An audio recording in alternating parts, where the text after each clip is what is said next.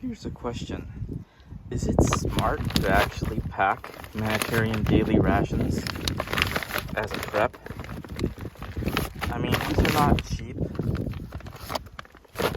but they do last a long time. And they're also pretty big. So, should you actually pack them? So I'm gonna just try packing density to test out. Here's a food brick. And it turns out, if you really work at it, you can ram 4 of these into a food brick, which I'm going to do right now. So, just barely ram them in there. And see, you can get them to kind of double up in each section. It's all fine. So basically, this is now food for 2 adults for 2 days, and that's it.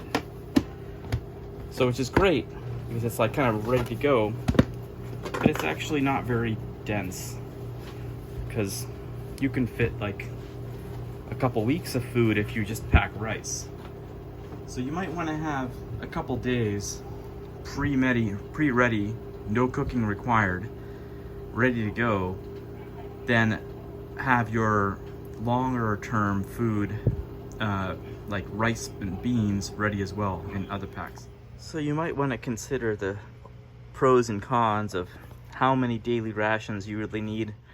I would say 2 or 3 days max times the number of adults you have, just because it'll take you that long to kind of set up your area for longer term survival.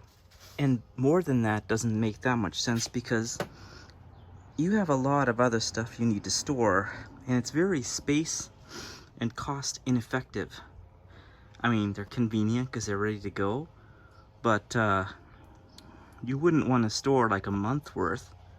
It's like 30 of those per person. You could store a year's worth of food almost in the same volume, and possibly only a little bit more cost.